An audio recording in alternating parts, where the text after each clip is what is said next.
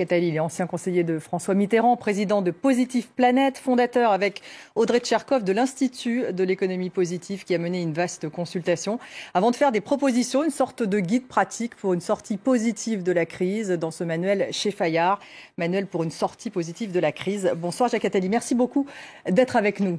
Bonsoir. On va revenir bien sûr sur les Bonsoir. propositions que vous avez faites à Emmanuel Macron, Jacques Attali. Tout d'abord, votre réaction sur le calendrier en 3 étapes annoncé par le chef de l'État et précisé aujourd'hui par Jean Castex. Vous avez tweeté qu'on décidait enfin d'appliquer la stratégie coréenne dont l'efficacité était connue depuis mars. C'est le cas? Si je l'ai tweeté, c'est que je le pense. Et c'est ce que j'avais écrit dès le mois de mars et ensuite un peu plus tard dans mon livre sur l'économie de la vie. La stratégie coréenne était la meilleure à cette époque. On a préféré tous, pas spécialement la France ni l'Europe, se focaliser sur le mauvais modèle chinois et on s'est trompé. Maintenant, on suit l'exemple coréen, c'est très bien. C'est pas le moment de faire des reproches particuliers. Au contraire, je trouve ça très bien qu'on le fasse et qu'on le fasse vraiment. Donc ce plan en 3 temps est adapté pour vous à la situation sanitaire et économique? On ne peut pas répondre à ça en 3 secondes, mais disons que les mesures de tests, de tracés, d'isolement sont les bonnes. Après, il y a toute une série d'autres mesures, le vaccin, l'accompagnement social, l'accompagnement économique, le développement de l'économie de la vie, toute une série de choses qui doivent être faites en plus. Pour le reste des détails, on peut rentrer, mais je ne vais pas vous expliquer mon avis sur les 30 personnes par lieu de culte et tout ça, c'est pas mon rôle. En tout cas, c'est sur la bonne voie. Vous écrivez en tout cas, Jacques Attali, il n'était pas facile. La bonne voie, non, on n'est pas sur la bonne voie quand on a 50 000 morts et quand on a encore beaucoup de chemin à faire. Mais il est clair que nous allons dans la bonne direction avec la proximité du vaccin et le fait que les mesures sérieuses sont prises. Il n'était pas facile, vous avez écrit en novembre 2019, de prévoir l'année 2020 et tous ceux qui s'y sont risqués ont rarement évoqué les risques d'une pandémie qui contaminerait plus de 55 millions de personnes et en tuerait plus de 1,5 million. C'était difficile à imaginer, vous avez écrit, mais il y a des raisons d'espérer pour 2021. Alors lesquelles, Jacques Attali?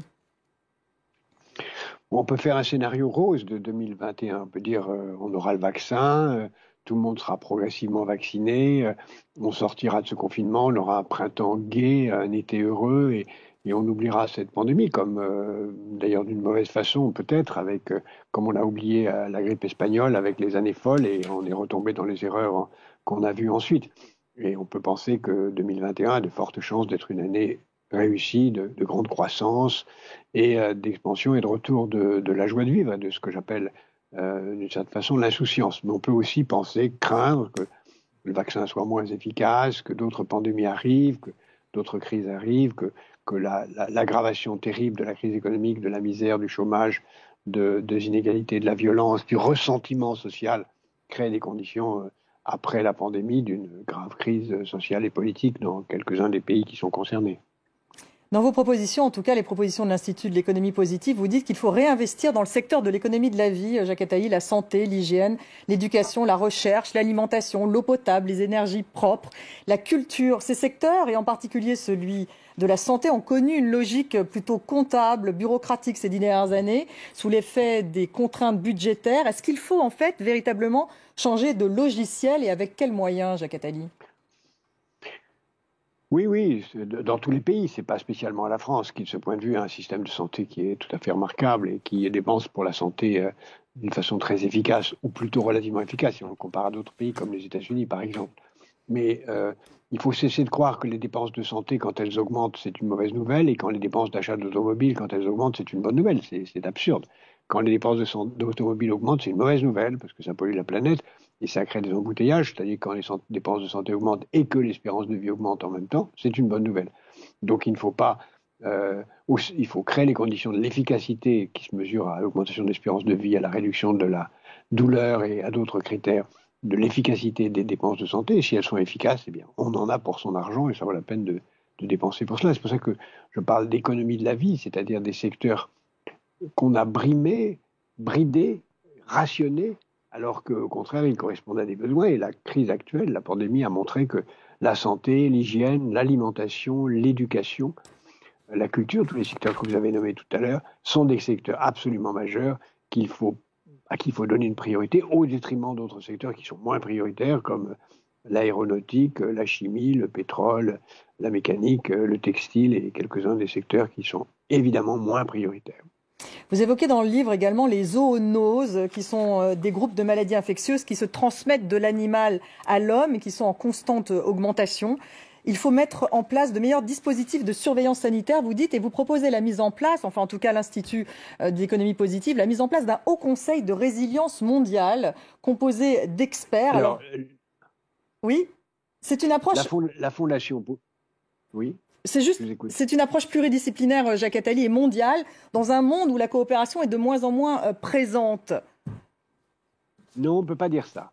La Fondation Positive Planète, que je préside depuis 22 ans, a créé récemment son Institut de l'économie positive, qui est une filiale de la Fondation, mais qui ne se substitue pas à la Fondation, et a la fonction, avec différents partenaires, et de voir comment on peut aider les pays, les entreprises, les territoires à devenir davantage positifs, c'est-à-dire travailler davantage dans l'intérêt des générations futures.